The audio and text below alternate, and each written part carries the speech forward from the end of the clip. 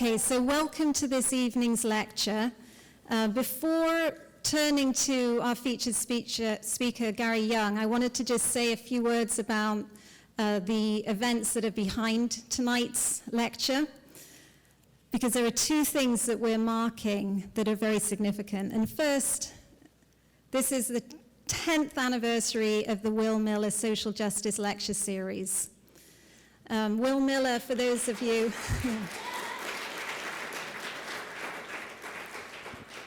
Will Miller was known as Vermont's activist philosopher. He was a Vietnam vet. He was a professor at UVM for 35 years, and he was a lifelong campaigner for social justice. And when he died after a brave battle with cancer in 2005, his life partner, Ann Lipsett,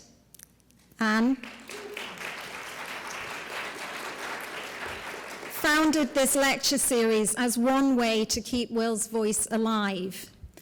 Now, if you didn't know Will, I recommend that you go to the website set up in his name, www.willmiller, and read the many powerful testimonials posted by family, friends, comrades in struggle, colleagues, and many generations of students. They give you a sense of his tremendous vitality and the myriad ways he touched people's lives as he strived to make the world a better place. Now, I can't possibly do justice to Will's life and work, but I'm going to read from an essay that he wrote called Social Change and Human Nature, and it will give you a taste of who he was. He writes, according to the market view of human nature, we are, and have always been, greedy, grasping creatures, entirely absorbed in ourselves, manipulating others as means to our own private ends.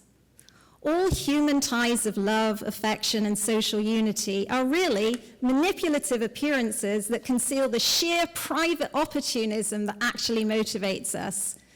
We are all bottomless pits of insatiable desires, so no amount of consuming, owning, or controlling is ever enough. These traits of individualism are cast as universal human nature, making market capitalism inevitable and radical social change impossible. It is not without reason that economics has come to be known as the dismal science. Mainstream economists since Adam Smith have assumed that all human relations are ultimately those of the marketplace, of buying and selling, of control and exploitation of the suffering, vulnerability, and desperation of others. The current dominance of private property relations, where land, resources, and tools are exclusively controlled by a small minority of individuals for their private perpetual reward, is projected backward over the whole span of human history. However useful this project may be for justifying existing society, it is strikingly poor anthropology, dubious history, and third-rate psychology. And he goes on, of course, to reject the idea that inequality and violence are inevitable parts of human nature, and makes a compelling case not only for the possibility, but for the urgency of challenging this ideology and overcoming divisions of race, gender, nationality, in order to forge a more just and equitable society.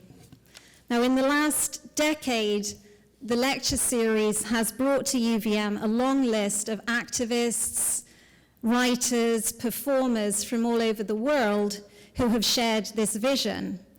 They include Dennis Brutus, Nativo Lopez, Elaine Hagopian, Sonali Kohatka, Jihan Giron, Michael Parenti, Hari Kondabolu, and many more. And they have all, in their various ways, offered powerful critiques of systemic inequity and injustice, and also inspiring models for grassroots social change. And we're proud to add Gary Younge to this impressive list tonight. Now, this year also marks the beginning of a project that Will, who was a founder of the United Academics Faculty Union and an active union member, would have certainly welcomed the founding of a civil rights committee within the faculty union.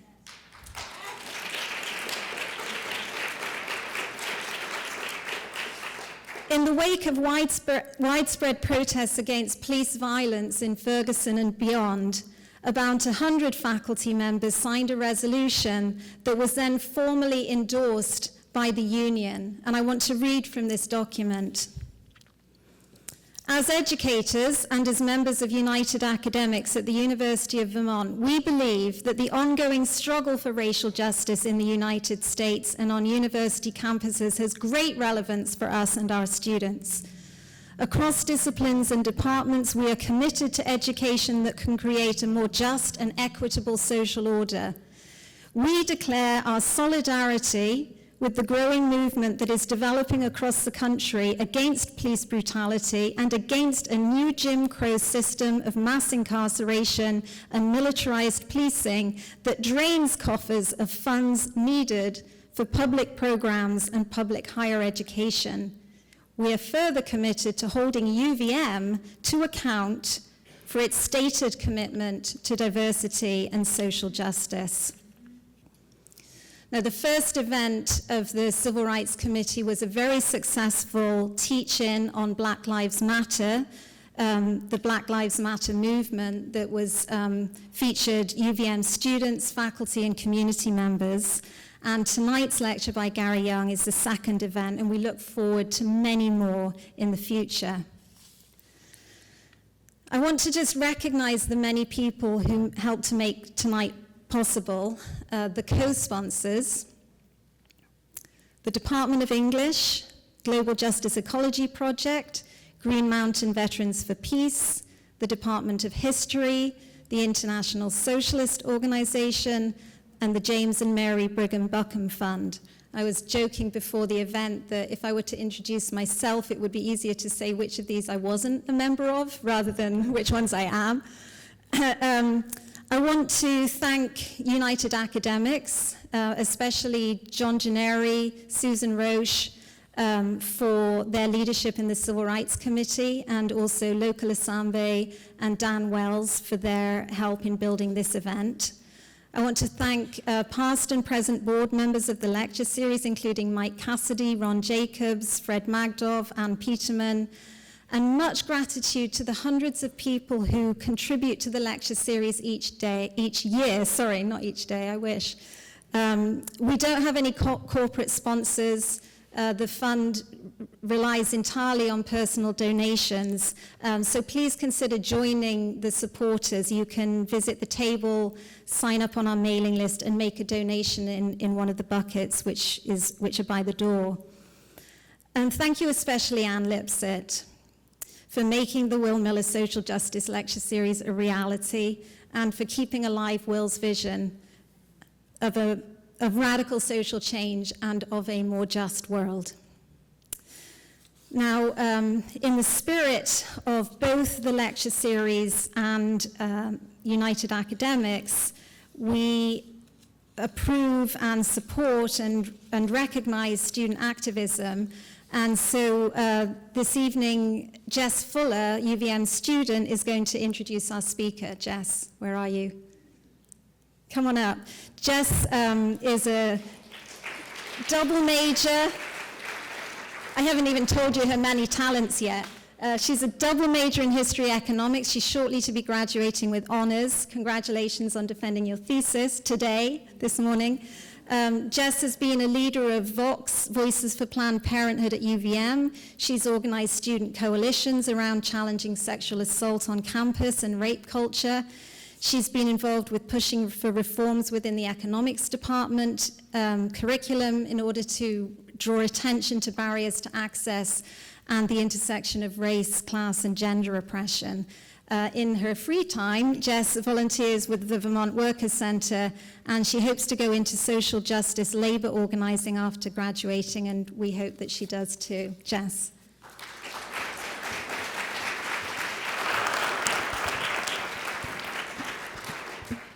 I just want to thank everyone else for coming out tonight. It's so great to see a room full of such excellent people who are here to share in the company of Mr. Gary Younge.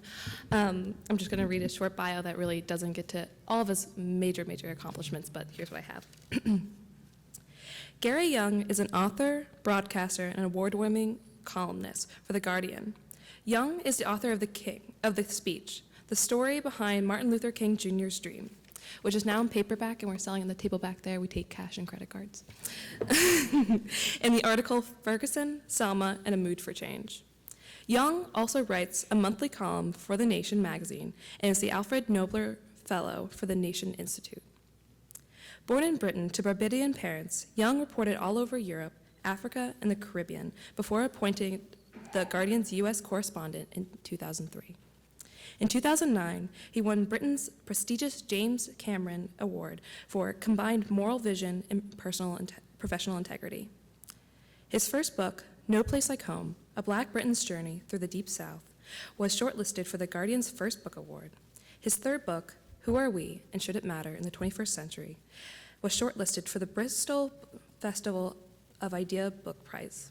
The Speech is his fourth book. It is with great honor and humility that I get to introduce Mr. Gary Younge.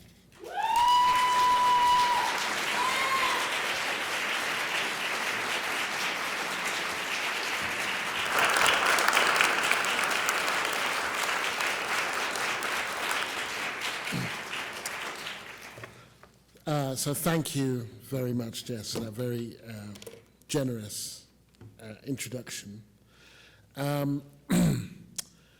Anne, sitting here, told me something very moving this evening, which was that Will was actually reading my first book when he passed. It was on he had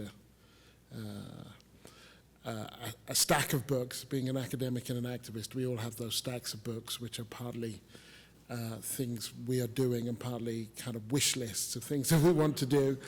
And as is often the case with the left, which sometimes I think is all too small, we, through various connections, actually know, it's the first time I've met Anne, but we have friends and family in common, and that was how my book came to Will, and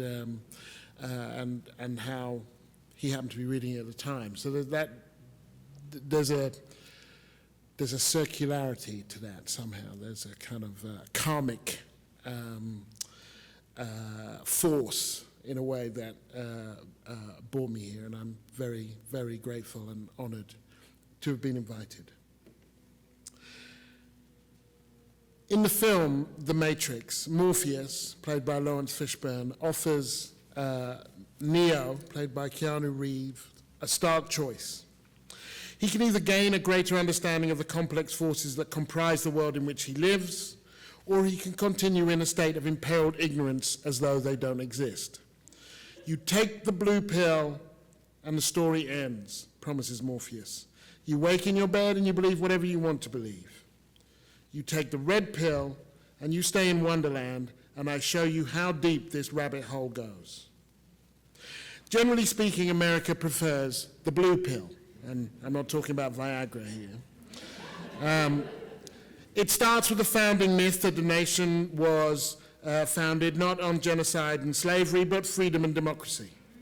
And since then, there's been the unrelenting pursuit of progress. Sure, there have been some bumps on the road, a few hundred years of slavery, the decades of Jim Crow, the internment of the Japanese, McCarthyism. Some bumps were bigger than others, I guarantee, but we've been rumbling along in the right direction all this time. Now, when I first came to this country for any length of time in 2003, I bought a school history textbook called America's Promise because I wanted to know what you all know. I know England's myths.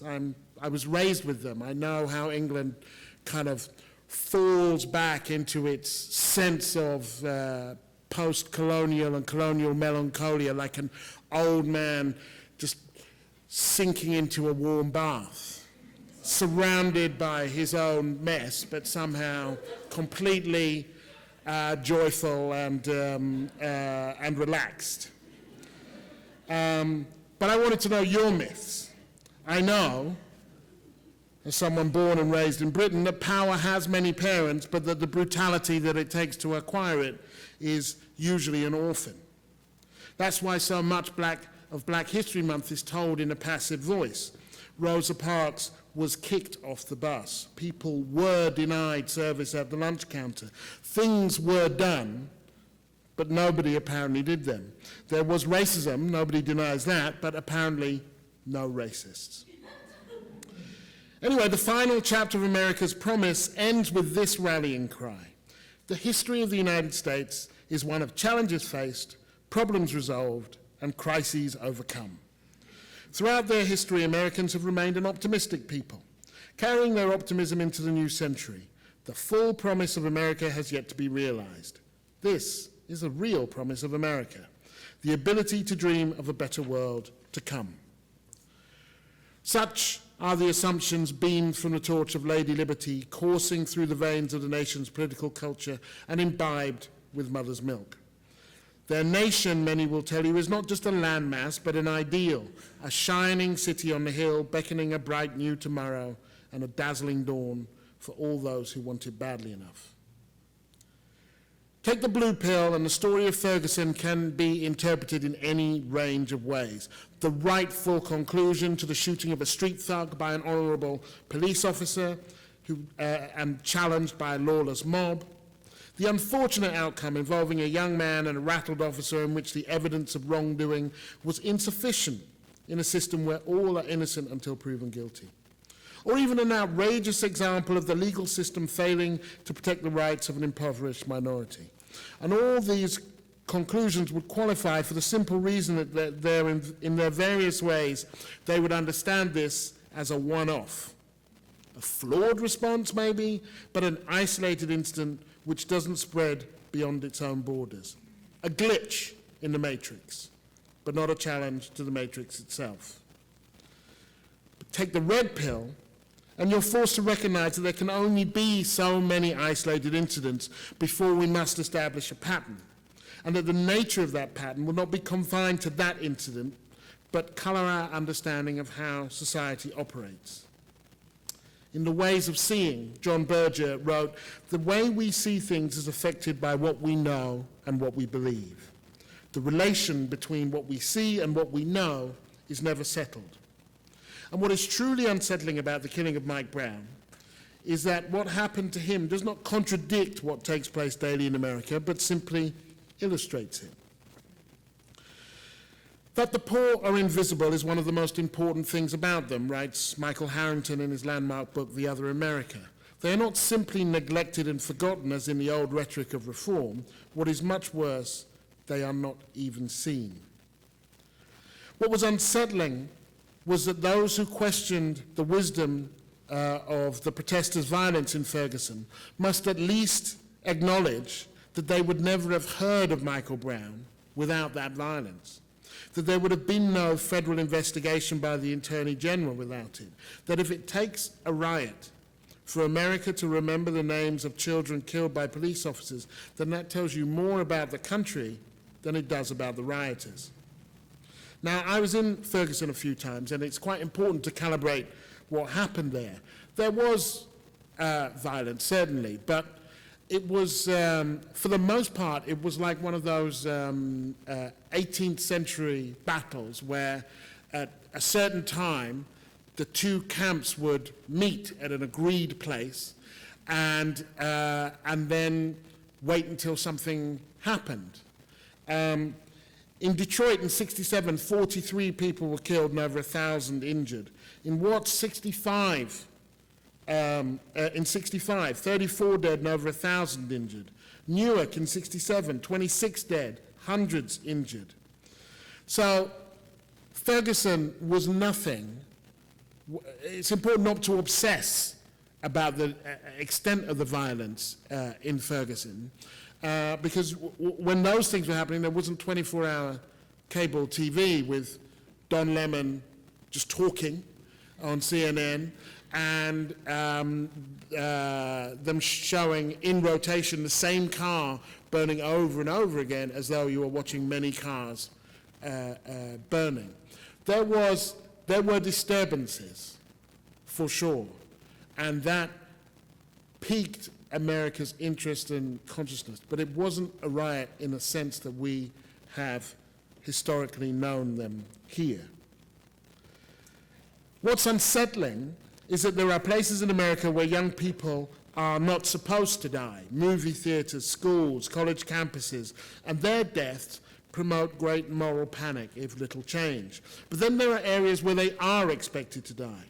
The shooting of a teenager, a black teenager in a poor black neighborhood, often earns little more than a paragraph in a local paper. Beyond their communities, their passings prompt little more than a weary, familiar sigh. To exist as a working-class African-American is to be vulnerable. To live in a poor black area simply renders you collateral.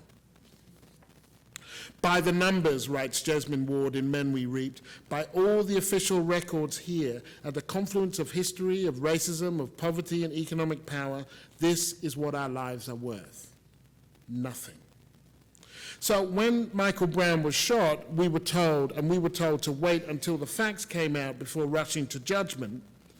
Some of us thought, well, why? There are facts out there already that would make us understand this, help us all understand this. As James Baldwin wrote when covering a trial in 1982, to suspend judgment demands that one dismisses one's perceptions at the very same moment that one is most crucially and cruelly dependent on them. For the facts are out there. We know that a black person is killed every 28 hours by the police or someone working in security. We know that black kids are 21 times more likely to be shot by police than white kids. We know that in 2010, the US attorneys prosecuted 162,000 federal cases, and grand juries declined to return an indictment in just 11. We know that police stopped and frisked more than 4 million people in New York in a decade, most of them black and Latino, and according to their own figures, 90% of them are innocent. We know that black youth don't use drugs at any greater rate than white youth, but are far more likely to be incarcerated for drug crimes. We know that the life expectancy, the black male life expectancy in Washington, D.C. is lower than the male life expectancy on the Gaza Strip. And we know that infant mortality, black infant mortality in Chicago is lower than infant mortality on the West Bank. We know that there are more African-American men in prison, on probation, or on parole in the US now than there were enslaved in 1850. We know that because felons lose the right to vote, there were more African-American men disenfranchised in 2004 than in 1870, the year male franchise was secured. We know that there are more people in the US penal system right now than were imprisoned in the Soviet Gulag at its height. You already know enough, wrote Sven Lindqvist in Exterminate All the Brutes, and so do I. It's not knowledge we lack. What's missing is the courage to understand what we know and to draw conclusions.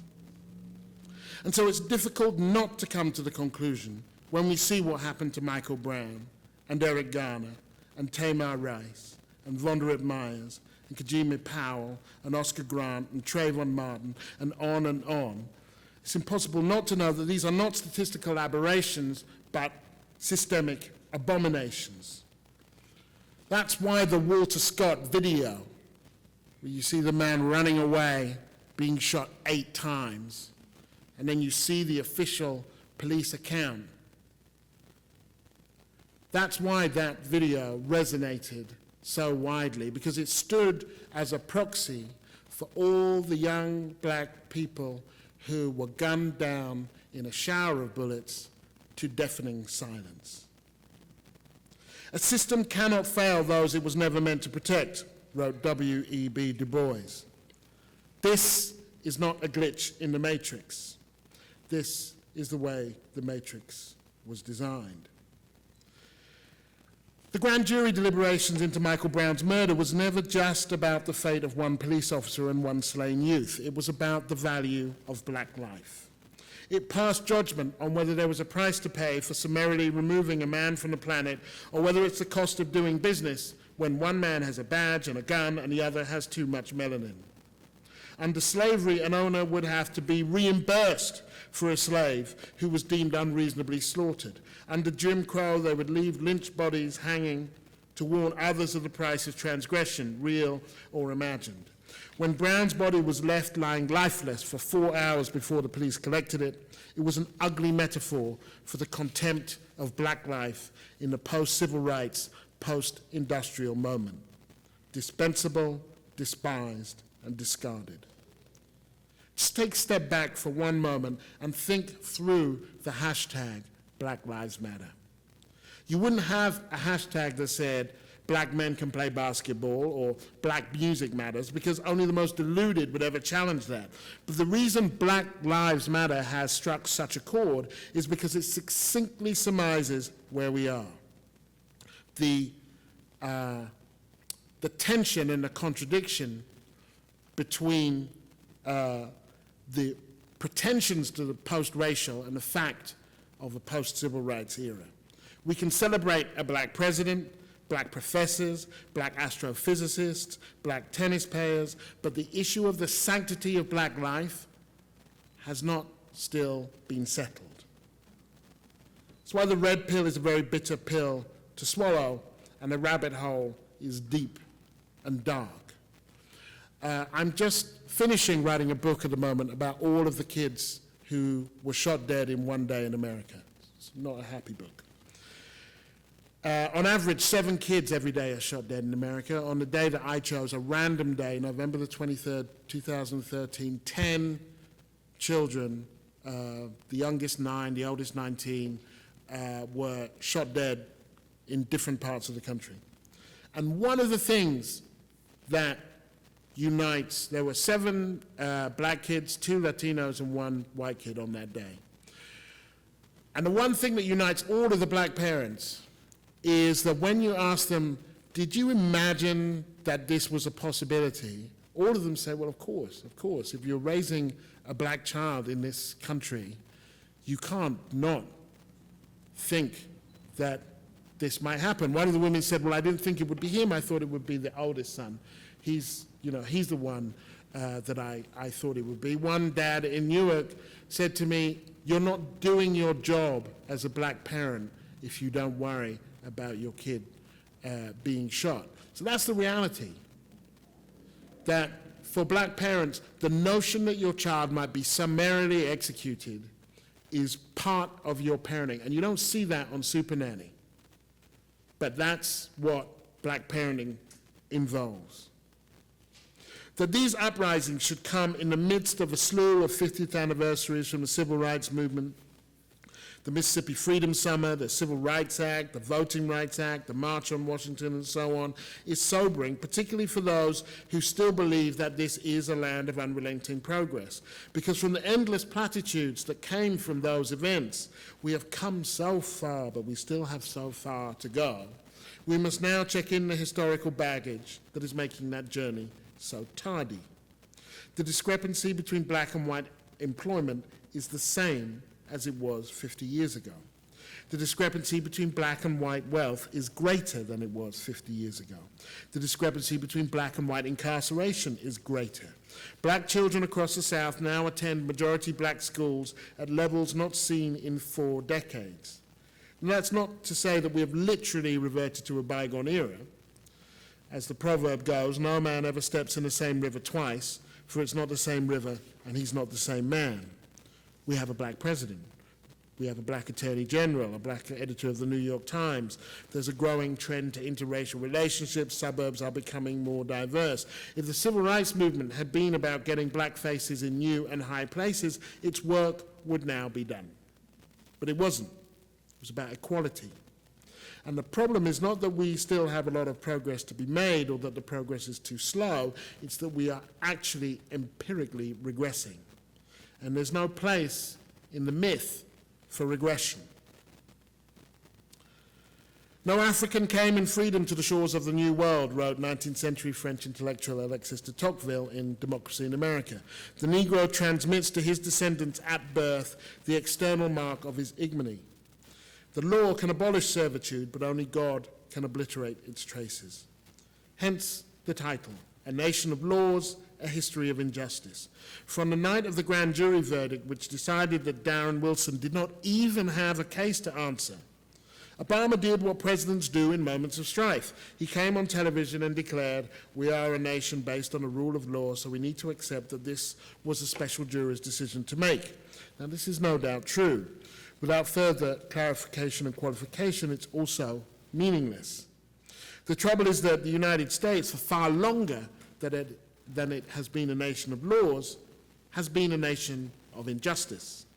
And in the absence of basic justice, such laws can amount to little more than codified tyranny. It was no less a nation of laws when they jailed children as young as 6 in Birmingham, Alabama, or massacred Native Americans and stole their land. The question is whom these laws are supposed to serve and protect, and by what means and to what end. The law, wrote James Baldwin, is meant to be my servant and not my master, still less my torturer and my murderer.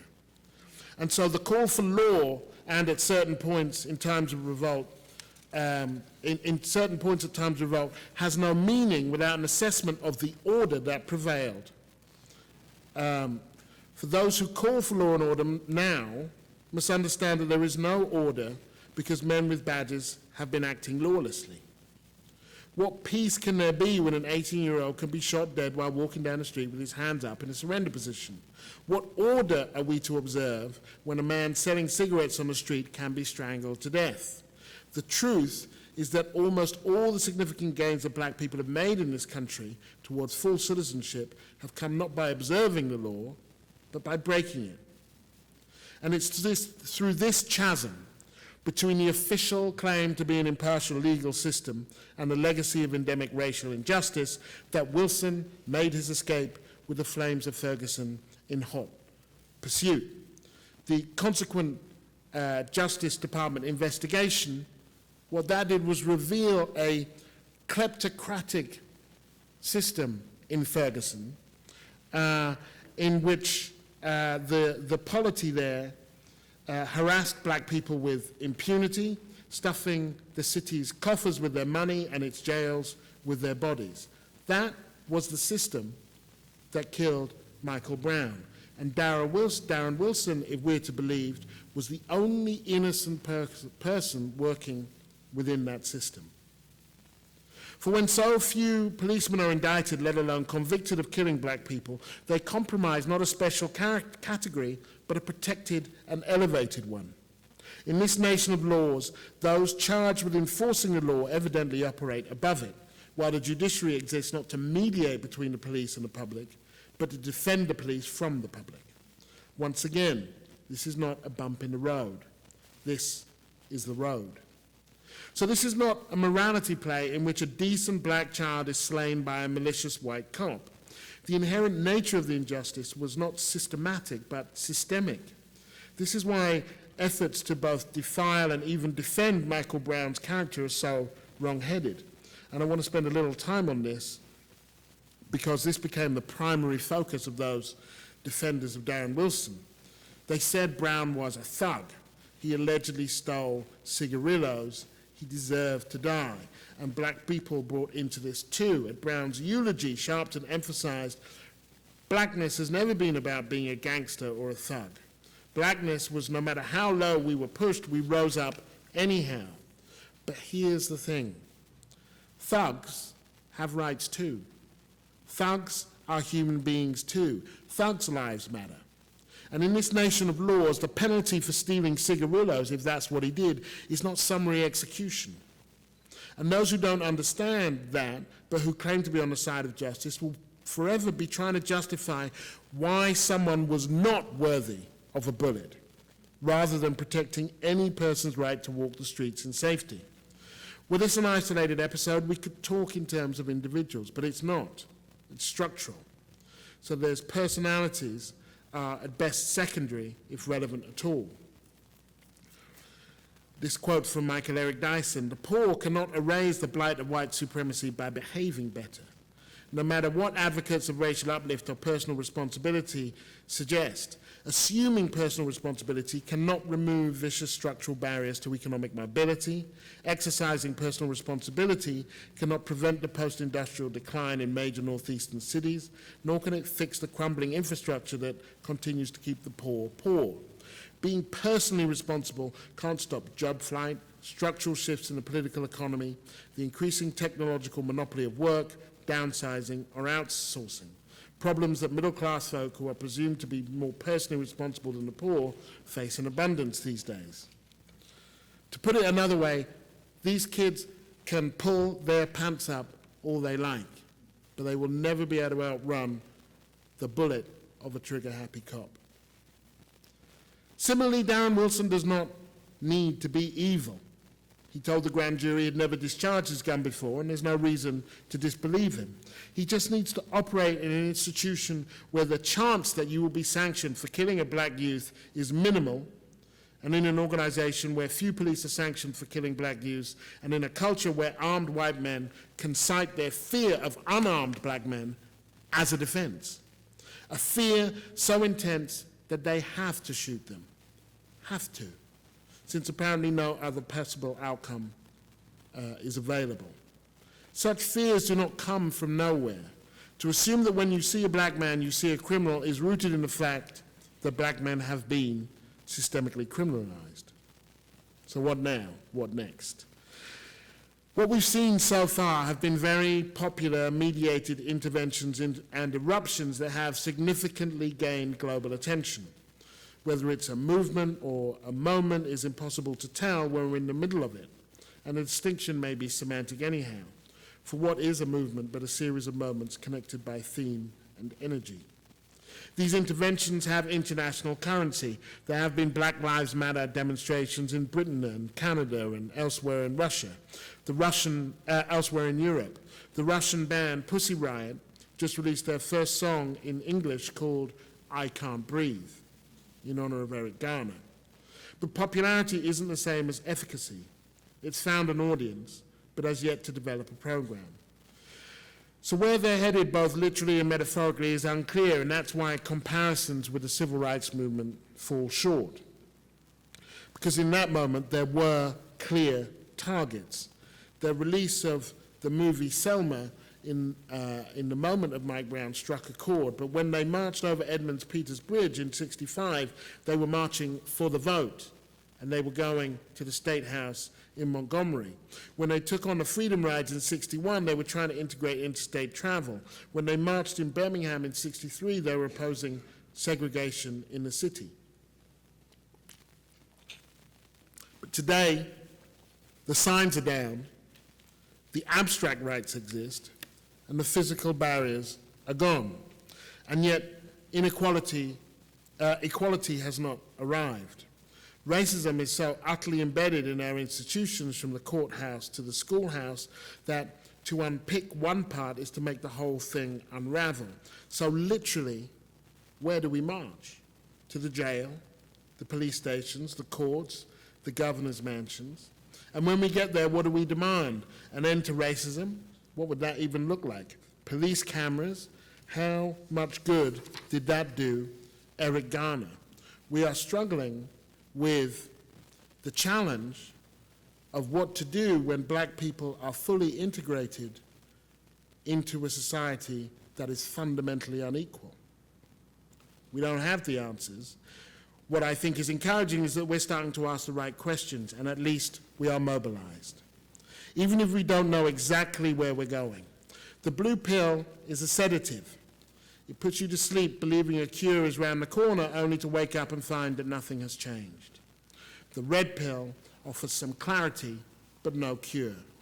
It shows you how deep the rabbit hole goes, but it cannot show you how to get out. Thank you.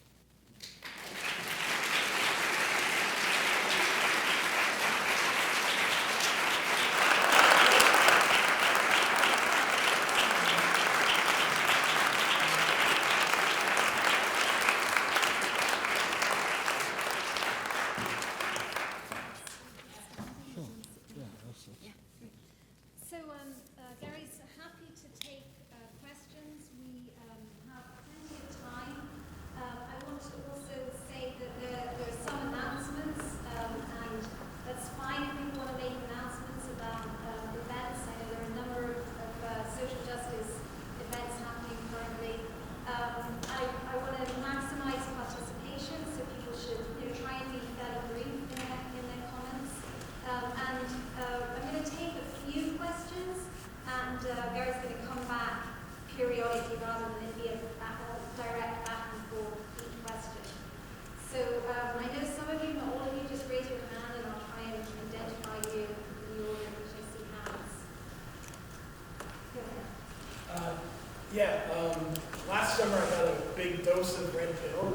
when I saw you at the Socialism Conference in Chicago. Saw you along with Greek activists in Syriza and victims of police violence and exonerated death row members, and just an amazing weekend of getting together with fellow activists and trying to really build a lifetime alternative in this country. And we in the International Socialist Organization have tables over there. We're trying to get as many people from Vermont to Chicago this summer as we can to hear this kind of talk and start really networking nationally on how to, fight the system that is so racist and so driven by profit. So out of that conference, I read your book, and I loved it. I think that my favorite part was the discussion of John Lewis, his speech that was edited by the more conservative elements of the march organizers. I wonder if you could talk a little bit about how the Democrats acted then and how the Democrats are continued, in my opinion, continue to play a conservatizing influence on movements today, with such as what happened in Ferguson in this last election, and how you see what they did there.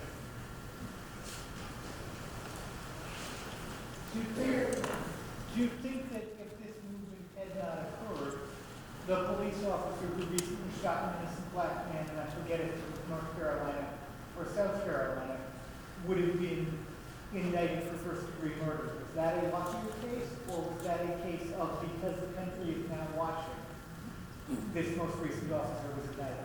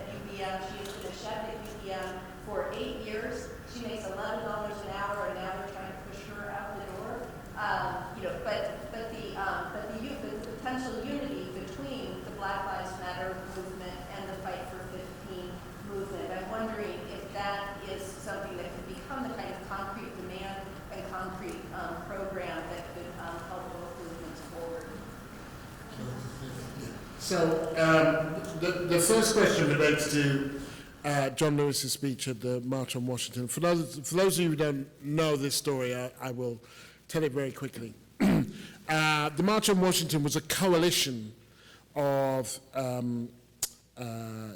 unions, civil rights organizations and religious organizations. One of the things that is often lost in that story is that it was a march for jobs and freedom. It was a race-class mobilization. And so it was all male. All of the speakers were male. Singers were women, but the speakers were male. And John Lewis, speaking for SNCC, represented that group of activists that were at the sharp end. They were the ones who had been organizing in Selma for months before King showed up in Selma, who had been really in the trenches in a way that the Urban League and others were less so. And John Lewis had written this very radical speech. Drafts of it got out, and the Catholic leader O'Boyle said, I am not going to speak. If he's going to say that, I'm not speaking on this platform. The union leadership started saying, we're not going to endorse that. And so there became this huge row that went on right until just moments before John Lewis actually spoke, where they were negotiating to what would stay in and what would stay out of this speech, while the first speeches had actually started. And the deal was, if he doesn't agree to the speech, then we are not going to allow him to speak. And if John Lewis hadn't spoken, that would have been a very, very big deal.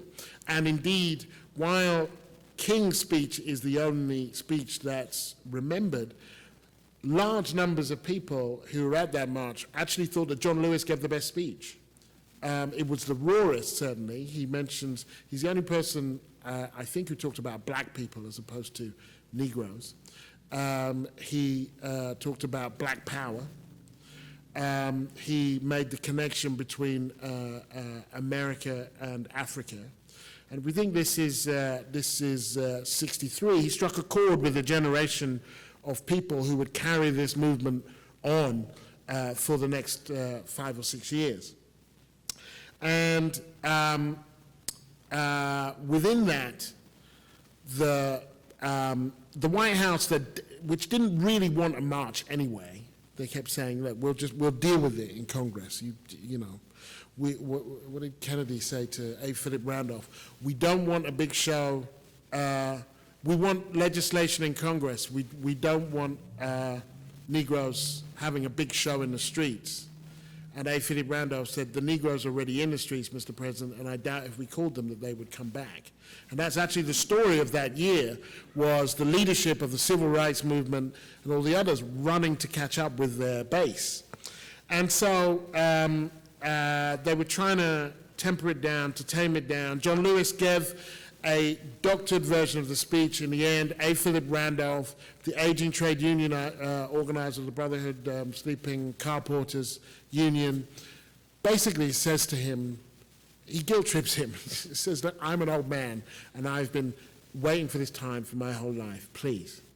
And John Lewis, who was a young man, kind of says, okay.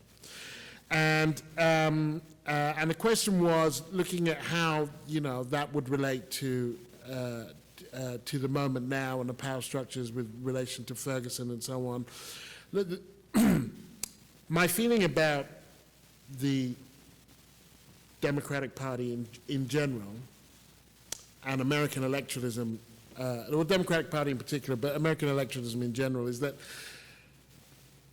American electoralism works according to the golden rule, and that's that those who have the gold make the rules. And so when money chooses candidates and buys parties in a very naked way, in a system where corporations are people and money is speech, there's only so much you can expect those entities to do. And I think it's doesn't make sense to imagine that they will work in the interests of the poor. They might do things that are occasionally good for poor people, but they are not driven by, they're driven by money. And so people who don't have any money don't get to ever be in a driving seat. And so when something like Ferguson happens, it's deeply troubling for the Democratic Party because there is their base.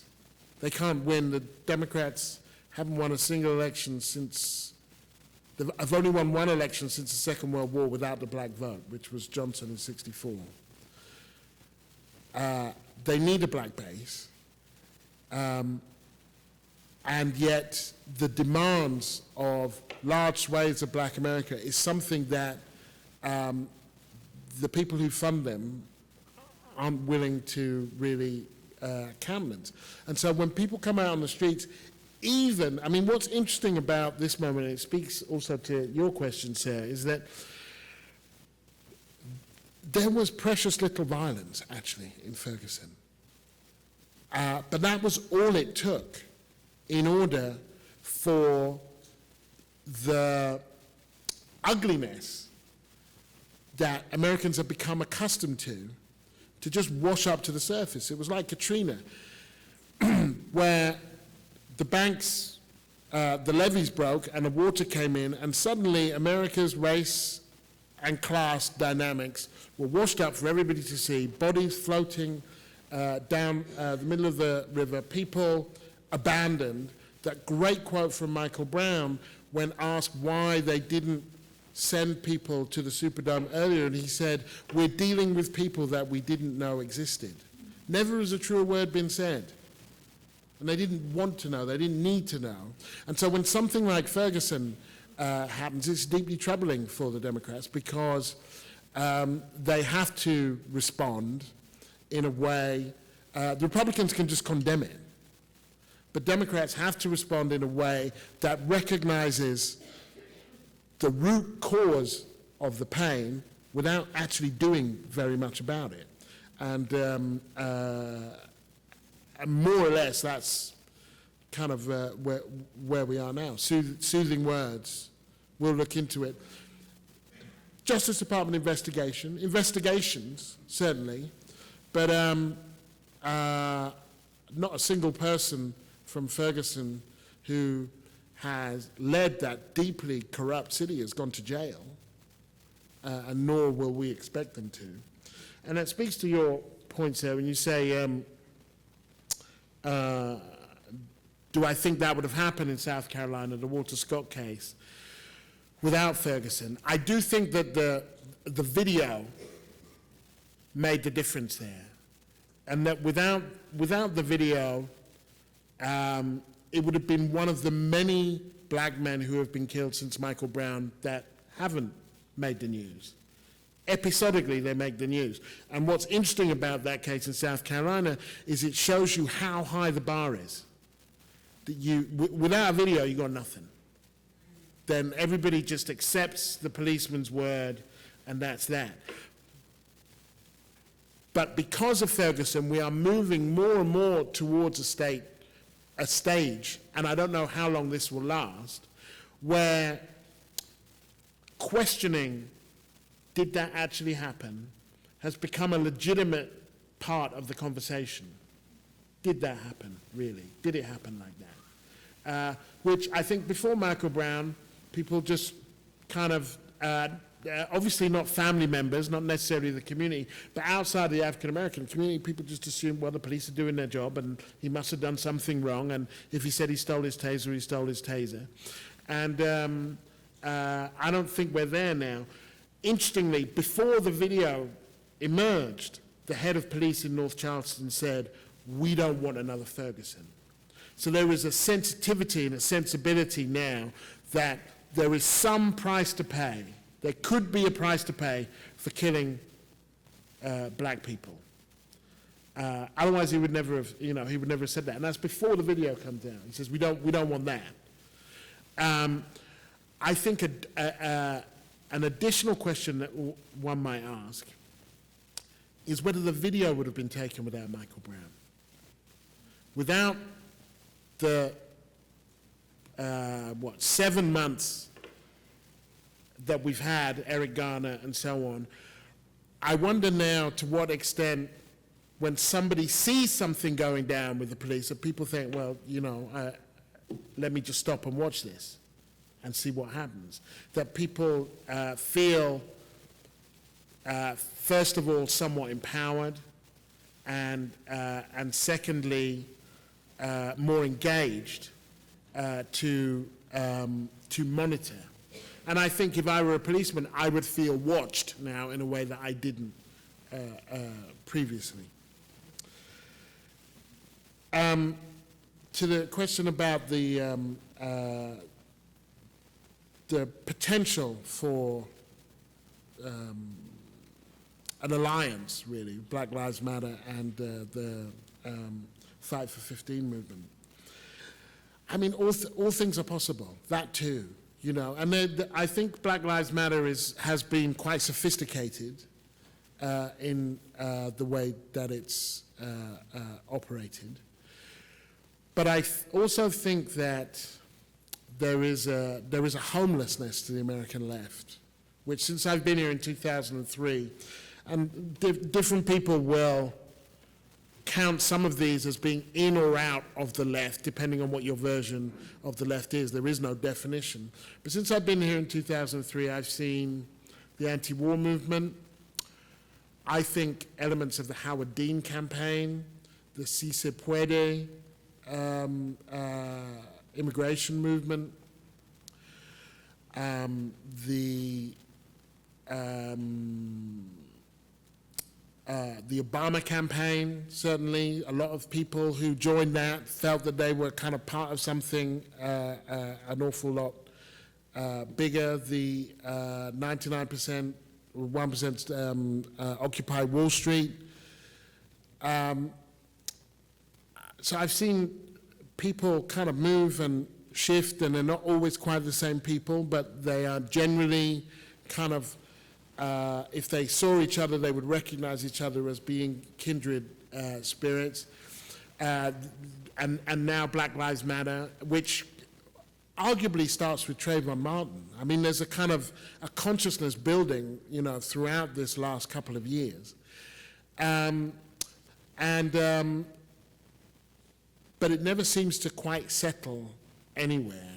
And sometimes it forms alliances, and then sometimes they break up. And I don't know how much that matters, frankly. I mean, after quite a long period during the 80s and the early 90s when people kind of didn't seem to, a handful of people were keeping everything going, I'm just glad that these eruptions keep taking place. But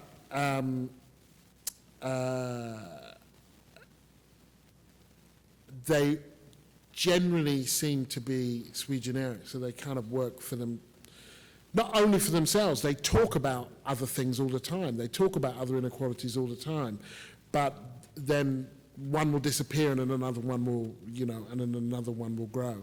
So, I guess it would be great if they did, because that would not only be logical, but it would broaden the sense of what black lives mean, because arguably, otherwise, you could talk about that movement as Black Deaths Matter, right? Because that's kind of what's mobilized it, but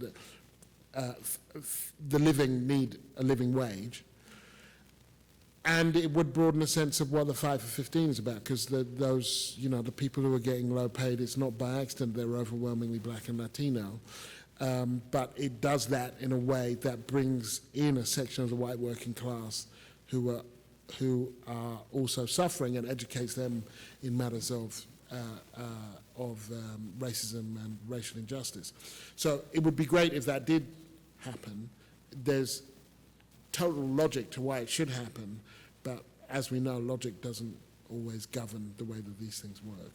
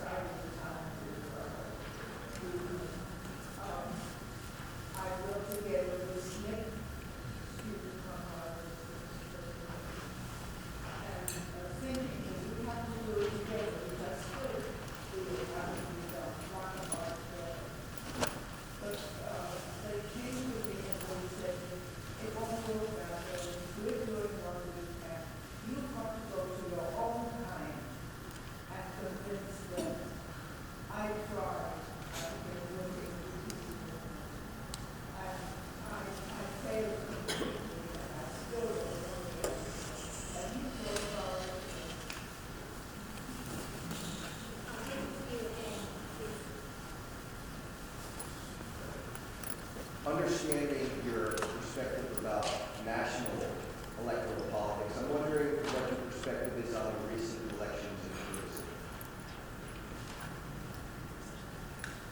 I wonder if you could say a little bit about the international context. Obviously, Ferguson, we have to understand American history to understand that, but it seems to me like there is an upwelling of racism, xenophobia in many parts of the world right now, and I'm wondering if you would think that's connected with the economic crisis we're in.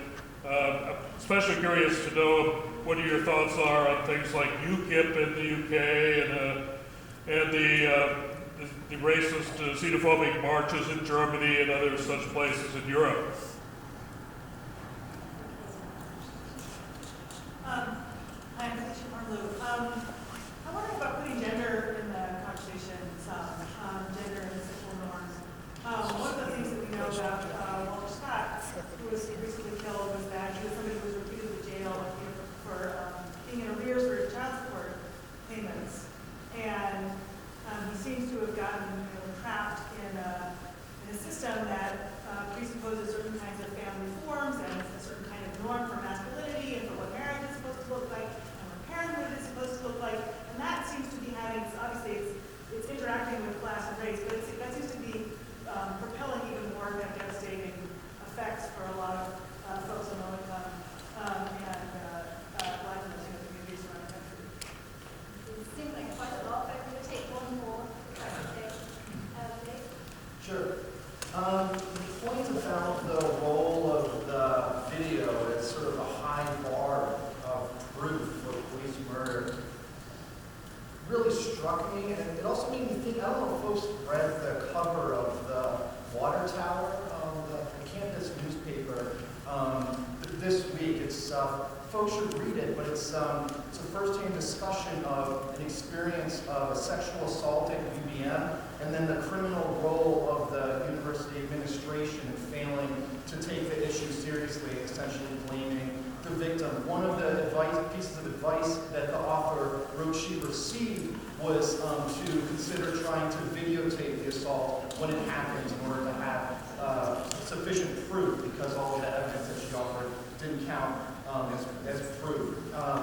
And so that struck me. I wanted to make that connection. I think the way that you explained the way that racism in society is systemic is really important. And certainly it's also it's a sexist system, an oppressive system, and an exploitive system. And the way that you talked about how it's getting demonstrably, measurably worse, not just the same, is important. And it's getting worse across sort of so many metrics for so many people. I guess the question I wanted to raise is about the prospects for it getting better, because it hasn't always just gotten worse. There have been times in history, like through the accomplishments of the civil rights movement, where things have gotten better. What lessons can we learn to hopefully start to turn it around today?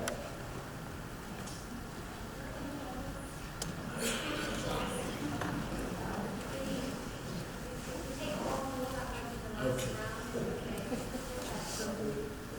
Since this question's already been answered, you probably say this situation very much as exhausted as anybody from that sensitive about. So you have you come up with a plan for our society to deal with the problem? So, not much resting on your shoulders. I just also want to say that when we're finished, Gary is available to sign books that people like. We recommend that people get a copy of the speech. It's really an excellent book, and it's a must read. So we'll let Gary answer those small questions. On the question of mobilizing white people, I guess, which is what they basically told you to do, right? They said, you go talk to white people and mobilize your kind. I guess generally speaking, and I wasn't there in the 60s, but I don't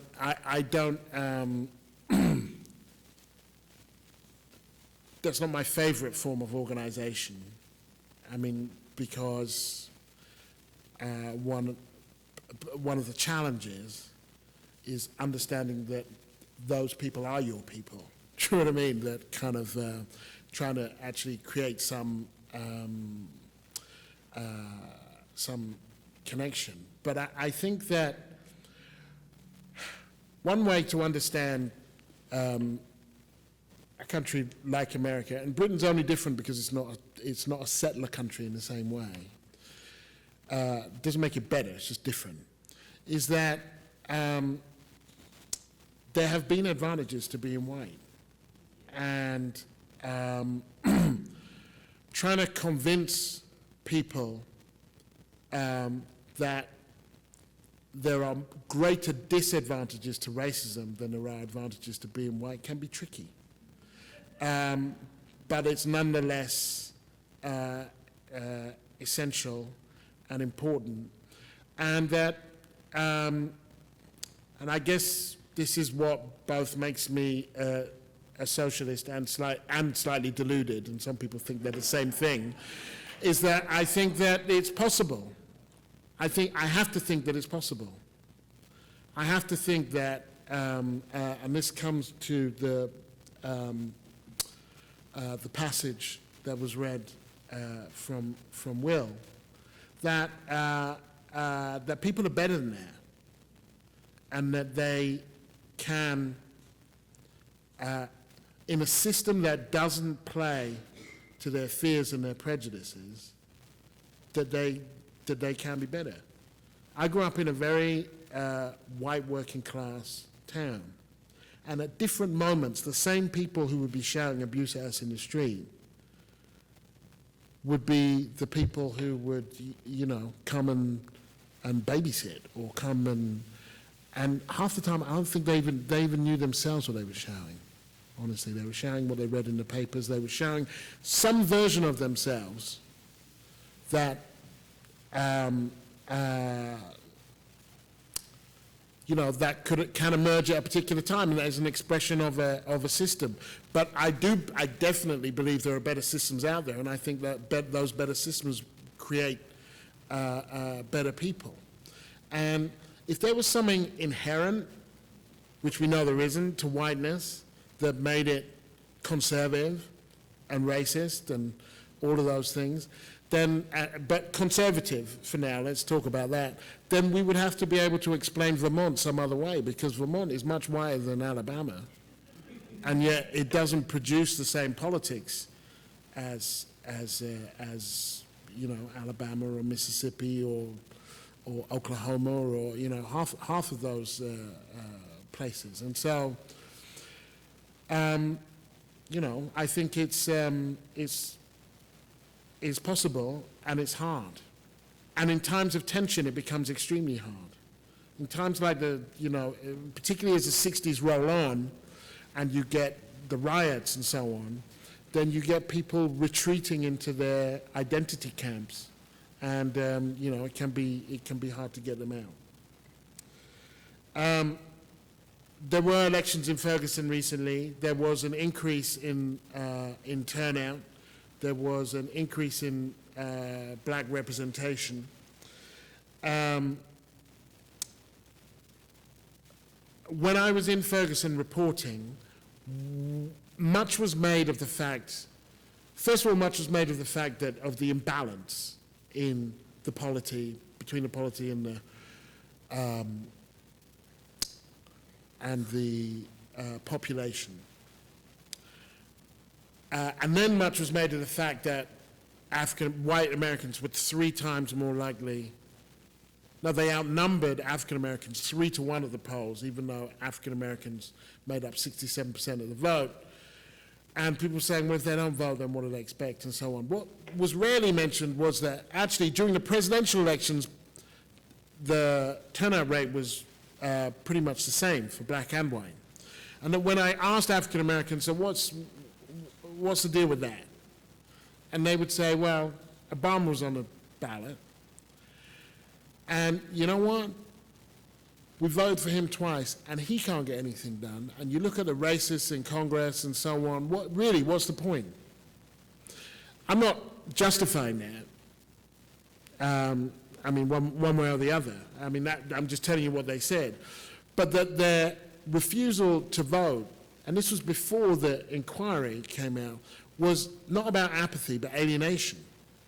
And a sense that, look, this is the way, you have to know how the city works. So I said, nothing's going to change in this place.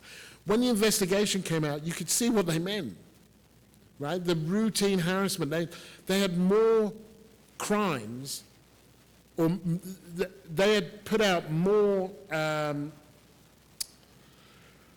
not subpoenas, I'm not sure what you call them, but basically there were more crimes in Ferguson than there were people, because they would criminalize you for anything. And the number of accounts of, you know, people just kind of standing around, you could get arrested. I was only there for about 10 minutes before I was threatened with arrest for sitting outside McDonald's and not moving when this cop said, move. And I was like, well, why? And he said, I'm going to go around the corner, and when I come back, if you haven't moved, I'm going to arrest you. There's no real reason for that. But one way to think of it would be that it would take a very committed believer in the power of the vote to be an American and think, if I vote, things will change, right? I mean, Guantanamo's still open. That was a promise that he made that apparently he could do, and you know, and apparently not. Now, I'm not saying that Obama hasn't achieved anything. I'm not getting into any of that. But the notion that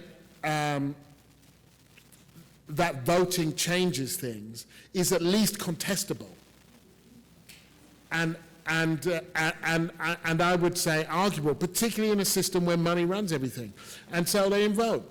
Now, then there was Michael Brown, and there was a spotlight, and there was a kind of, you know, there was a mobilization around voting, and many more people did turn out to vote.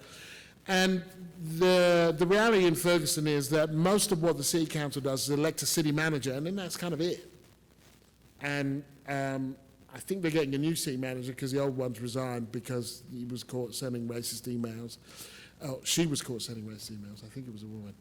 And they'll get a new city manager. I mean, they were going to get a new city manager anyway. I'm assuming with the presence of African Americans, there will certainly be a different kind of input. I don't know what the outcome of that will be. The international context is interesting and important, I think, that throughout the Western world, there are versions, well, they preceded the Tea Party. The Tea Party is a version of these things. So in France, there's a Front National. In Finland, True Friends. In Britain, UKIP, the UK Independence Party. Germany, I think it's called the Alternative. The Swiss People's Party. Most Western countries now have a version of the Tea Party. What's different is that because in most of them there's proportional representation, they are separate parties. So, you know, they will run against the established Conservative Party. And they're doing very well. The Front National usually tops the polls. UKIP topped the polls in the European elections. The True Finns do very well. The People's Progress Party in Norway do very well. Most of these groups do very well. And they're driven by essentially the same things, which is, rhetorically, they are against all forms of globalization. The world scares them. The world as it exists. Foreigners, international capital, jobs, going away. And so nearly all the movements of the lower middle and middle class. And, but the parties themselves are free market parties who, and there are variations on this. The Front National is a bit less so. And so they are, in terms of their global perspective, closed for culture and open for capital.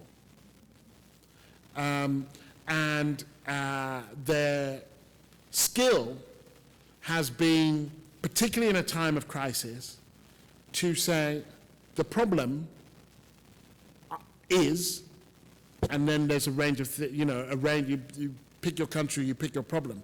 In France, it's the Muslims, the young Arabs. In Hungary, it's the Gypsies. In Britain, it's the Poles and the Slovenes, and Muslims are a problem everywhere in Europe, apparently. If you are one of these people, you never lose votes blaming Muslims. But then, there are variations on who it might be. Turks in Germany.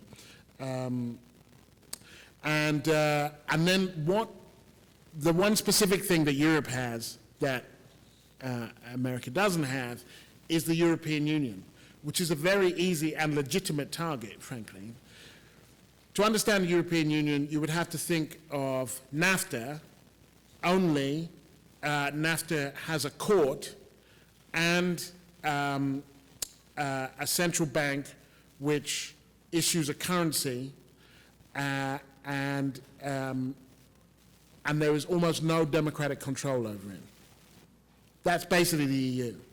The EU, as it stands, is an absolutely horrible organization in terms of democracy. I have no problem with pooling resources or kind of, the end of nations or any of that kind of stuff. The stuff that worries the UKIP people doesn't worry me, but the democracy in it is horrible.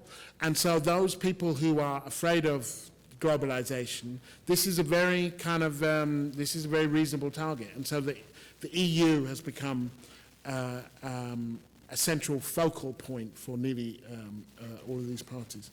And they're doing very well. In Britain, UKIP will not do that well, I don't think. But Britain is one of the few European countries that doesn't have proportional representation, but winner takes all. And therefore, there's only so well they're ever going to do. The question of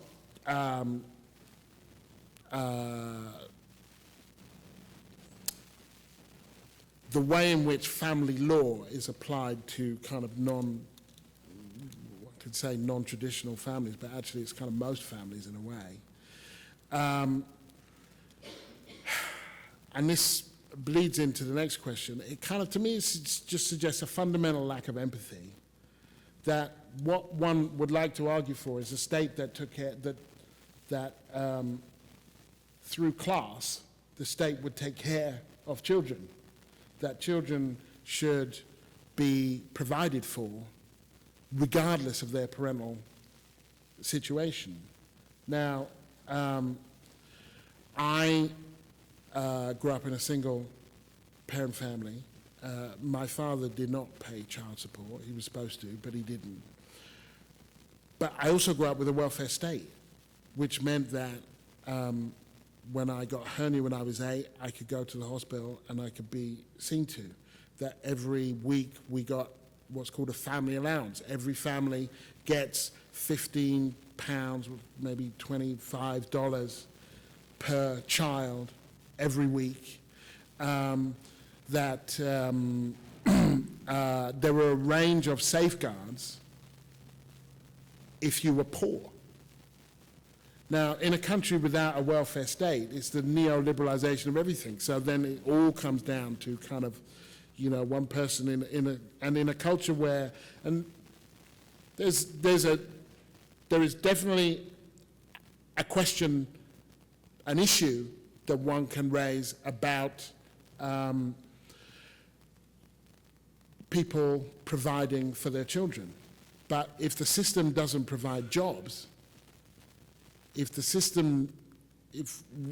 you live in a system that doesn't provide jobs for everybody, and you are part of a racial group that is overwhelmingly denied large number of jobs, then where is this support supposed to come from? And so, and in that mess, there is, I think, the abdication of the responsibility of the state. And so all one hears about in America really is personal responsibility, but rarely ever collective responsibility. And this, to me, that issue is one of collective responsibility.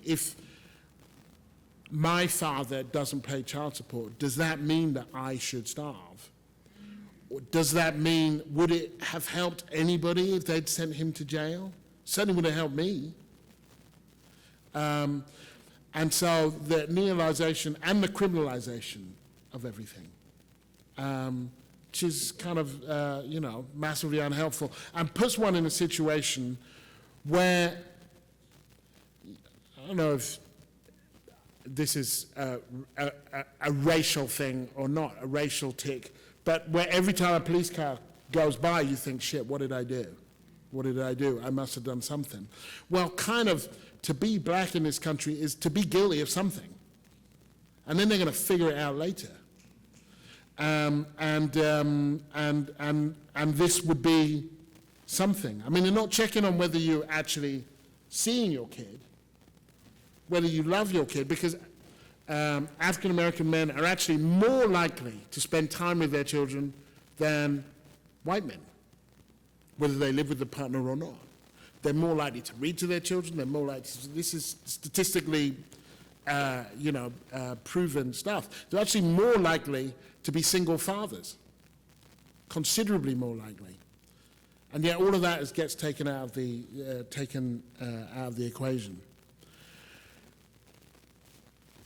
I don't have the answer to how, I can barely mend myself, let alone give an answer to like how one would mend America. But the thing that I really do see here, which I find regretful, and of course, you can invite me back another time and I'll talk shit about England. It's not, there is no national supremacy involved in this at all. Is just a woeful lack of empathy, a tragic lack of empathy. And writing this book about all of the kids who got shot dead in one day, I see it endlessly in a range of ways. The way that the journalists respond, well, it's not uncommon for a kid to be shot in that area. And so they stop being kids and they just start being collateral. The police, well, he was a bad one. He was 14. He was, how bad can you be when you're 14? A kind of, and this is not just in terms of race. This is kind of generally a sense that, like, not that you should collectively, that it would be better to live in a society where everybody had health care, but that everybody has to figure it out for themselves. It's ugly. And it doesn't bring out the best in people. And guns is a very good example where, because everybody's got a gun, then everybody needs a gun. And so you just get more guns. And actually, guns don't make you safer. If you have a gun in your house, you're much more likely to be shot.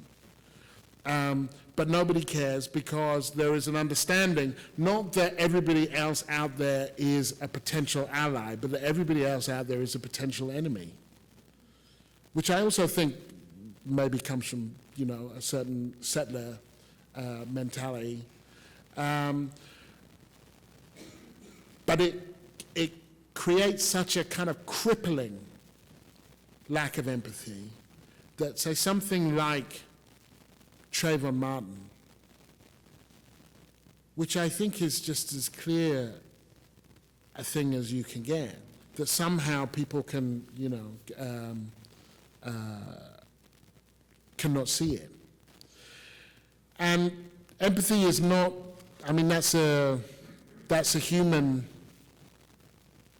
trait. It's not some political project.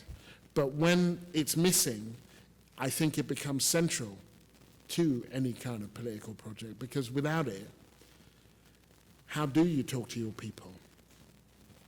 And how does anybody talk to anybody in the absence of thinking that that person might be just like them?